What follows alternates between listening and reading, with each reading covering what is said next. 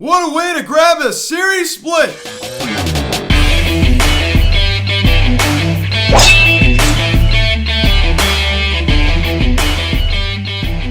Yo, what is going on, everybody? Welcome to the Phillies Hot Stove Videocast. You're recapping this afternoon's game of tune-up Philadelphia Phillies and the Miami Marlins as the Phillies defeat the Marlins by a final score of 3-2 as they get a series split. Reese Hoskins continues to stay red hot with another home run today. Duber also doing his job, so you just love to see Spencer Howard with a decent outing.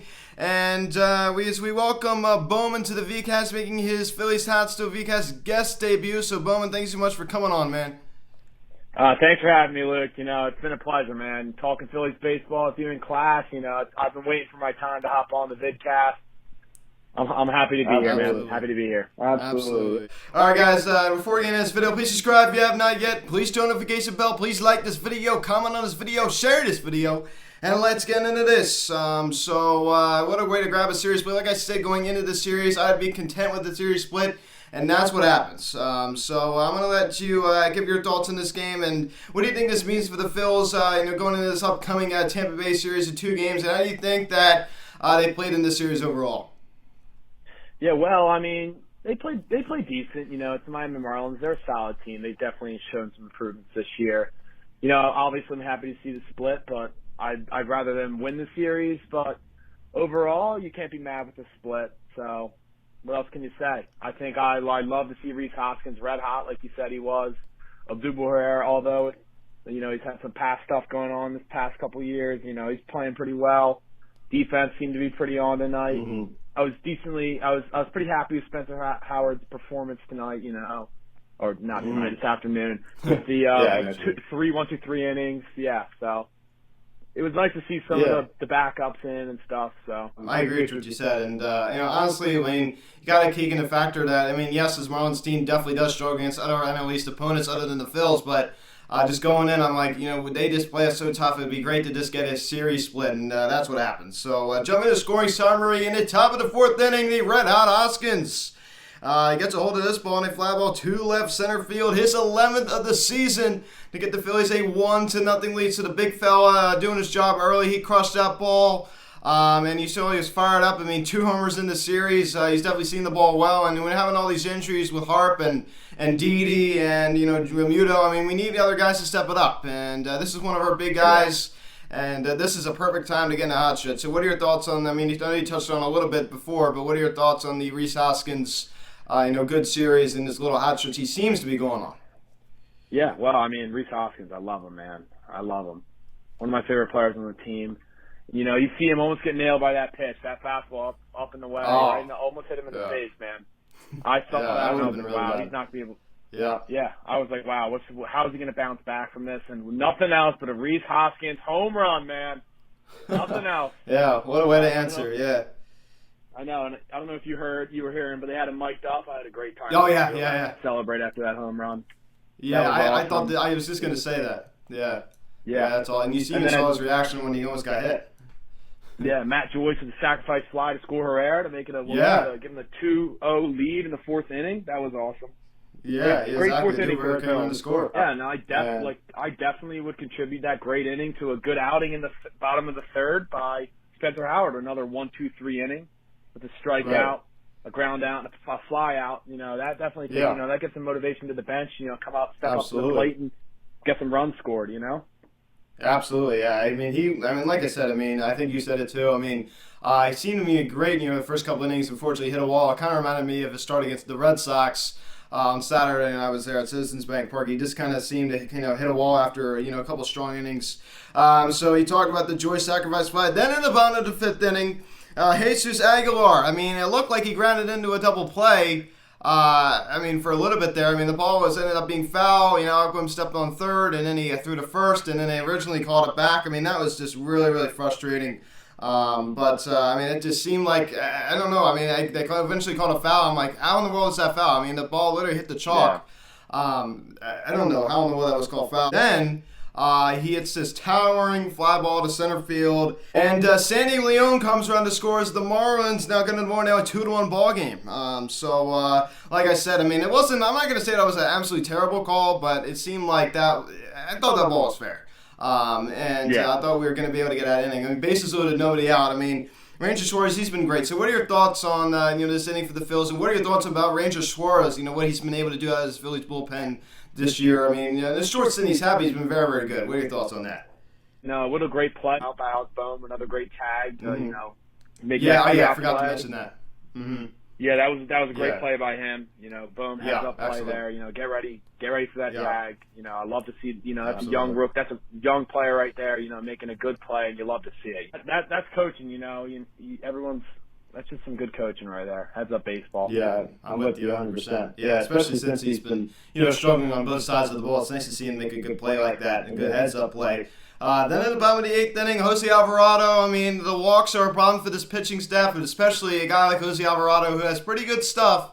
But when he doesn't locate it, it goes south. I mean, it really, really does. Is Garrett Cooper, the red-hot Garrett Cooper, especially hitting against the Phillies. He singles on a ground ball to right field, and Devers comes on the score. It's now tied at 2. So what are your thoughts at that point of the ball game, right? I mean, it seemed like I said, Jose Alvarado, it's just like he can't really locate his pitches sometimes. He has these great appearances, and he comes in and walks a whole bunch of people. So what are your thoughts on that point of the ball? I thought there was a good chance we probably would lose at this point of the ball game just because of the way that this felt. You could just feel Philly's lost sometimes.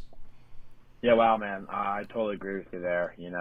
Especially seeing Adam Duvall step up to the plate. We've seen that dude break some baseballs before. And, he got walked. Cooper advanced the second, and then he with the strikeout to end the inning. That was bittersweet, right. But we got out of it. At the end of the day, that's all that matters. We got out of it, and we won the baseball game. So, I hate to see the walks. I hate to see the active innings from the Marlins, but at the end of the day, a win to win, right? Yeah, exactly. And they even mentioned it. Scott Braun, who was narrating today's game, calling the play-by-play. And he actually mentioned he was very close to getting his career-high pitches in an inning because he just was throwing a lot of pitches in that inning. Then at the top of the 9th inning, Odubel Herrera leads off the inning with a triple. So it's nice to see him get those whizzes. He doubled earlier in the ball game. And Alec Bohm, batting in a pretty big spot, goes down on strikes. You just hate to see that Alec Bohm. A 1st and 3rd situation, and Ronald Torres grounds back to the pitcher.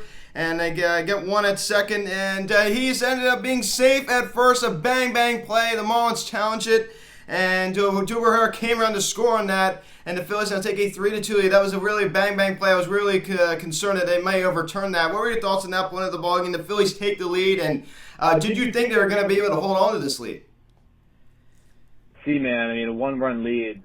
There's no insurance there, so. Of course, I'm going to say, like I would say now that I thought the Phillies were going to hold on to that lead because, I know what happened at the end. But I definitely had some jitters there, man. But great play from Herrera. He's shown out. So far. Triple. Absolutely. He's been hitting well, playing well center field. Yeah, that's a pretty good job right there. I hate to say this, but I think some of that was luck because honestly, that was a really bang play. It really was. I would have loved to see a sac fly from Alec Bohm or something. But you know what? As you said, a win is a win. So not much out of the 1 through 3 hitters today. Reese Hoskins did go deep, and that was big. That was big out of the big fella. Yeah. Odubel Herrera, your Phillies defensive player of the game, 2 hits. One of them being a triple and the other one being a double. 2 runs scored. He was on today. There's no question about that. But how about Matt Joyce for a second? I understand he's a bench player, but on this really long hitless streak, I just don't know what's going to give with this guy now batting .077. And I thought about this. I think once Harper comes back, if he doesn't pick it up, I think he's going to get designated for assignment. What are your thoughts on Joyce's performance so far? I understand he's a bench player, but just no excuse to go on this really long hitless streak like he's been. He's really looked awful. Yeah, he's cold, man.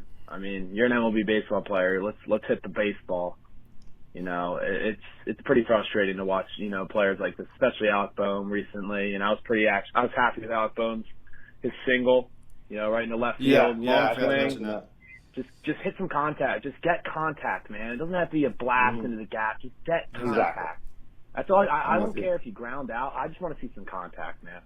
And exactly, yeah. I'd love to see the long swing from Alec Bohm, put it in the right field, and get a single. It's the little things that step you back out of the drought and make you hot again. A little bit of a scare there from me, at least. Going for that foul ball, hit himself. Oh, yeah. Jammed a finger, His hand finger. bent real weird, yeah. Yeah, that was scary. definitely scary. Yeah, and then that and then he made up got for caught in the it. net. Two innings later, he made up for it.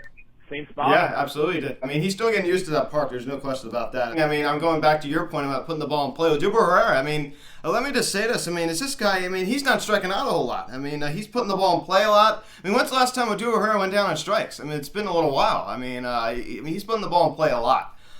So I really like what you said about that because with Duber Herrera, I mean, he's really a testament to that argument because he's really putting the ball in play a lot. And Rafael Marchand, seeing some playing time finally. I mean, 2 hits today. Andrew Knapp has just been looking awful, and it's about time Joe finally put him in. What were your thoughts on Marchand? I mean, you want to talk about that amazing play thrown behind the runner there? You were watching that live, and so was I. I mean, that was just amazing. How about that for a sec?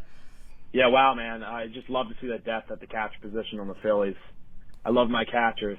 So that was a great throw right at the spot. Reese Hoskins was ready for it. You know, it was a great play, man. And he made some great catches. He had I think it was a drop third strike. He actually scooped up. Great play on a 12-6 curveball. You know, Spencer Howard was finding this 12-6. And I don't know if we ever talked about this. I know it's such a little spot, but he got Adam Duvall looking, man, and I just love to see that happen. Yeah. I love to see that happen. Yeah, that was a really good pitch. That was filthy. You take a look at Spencer Howard start this afternoon. 4 innings, 2 hits, 1 run, 1 was earned, 3 walks, and 4 strikeouts. So like I said, I mean, we are walking a good amount of people. I mean, you take the exception of Zach Eflin, Zach Wheeler. I mean, they've done a good job with the walk rate. But you look at Aaron Nola, he's walking a decent amount of people this year. And if you take a look at Vinny, I understand he's been good. He's walking a decent amount of people this year. And now Spencer Howard. Like we talked about a little bit, I mean, his stuff was going good early. I mean, that changeup, I forget who that was, 2. But his changeup, I mean, he had a couple filthy pitches today. Just talk a little bit more about it. What did you make of Howard's start?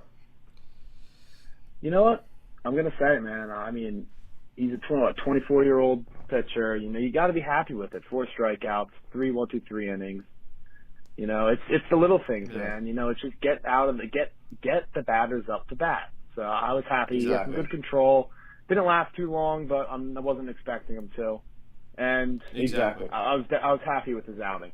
You know, I'm hoping we get some more young pitchers in the mix and keep this going. You know, the bullpen has been frustrating the past couple of years, and it's nice to see some pitchers coming up to the plate, keeping it to a 2-run game. And you know, I hate watching any baseball team get blown out because the pitchers can't pitch, and you know, it just gets the offense going as well. Exactly. Yeah, and Ranger Suarez, like I talked about, he's been unbelievable coming out of his Phillies bullpen. Nice 3 innings of relief. And Jose Alvarado had a really, really shaky bottom of the 9th inning there, walking 3. And Hector Neris slams the door. I mean, it's always scary with Hector Neris, but he got the job done. That's all. That's all that matters. A win is a win as we split the series. I just want to thank you so much for coming on. I hope to have you on again soon. I really enjoyed this talk and recapping this game. Yeah, me too, man. You know, go Phillies. 26. Let's get back to 500. Yeah, win the next series. It's going to be tough. I think we can do it. At least just get 1 or something. Just try to split at least. That'd be nice. So, guys, thank you much for watching this video. Please subscribe if you have not yet. Please turn on the notification bell. Please like this video, comment on this video, share this video. Check out the social media link in the description section at Phillies House of Instagram, TikTok, Instagram, call or text 267-225-3992. Email me, phillieshouse@gmail.com. Day off tomorrow. And we began a 2-game series on Saturday, 110 and 110 on Sunday. Varbar on the mound for Tampa Bay, 2-3 with a 4.27 ERA, and Zach Wheeler, the ace, 4-2 with a 2.3 ERA. So guys, so much for watching. I was joined by Jack, and Jack, again, thank you so much for coming on. I really appreciate it. Yeah, anytime, man. Let's go Hoskins, baby. Keep him on. Let's go. Yes, sir. Go Phillies. Yes, sir. All right. Yes, sir. All right, guys. Thank you so much for watching. I'm Luke, and I'll talk to you later. Let's go, Phillies. I'll see you again.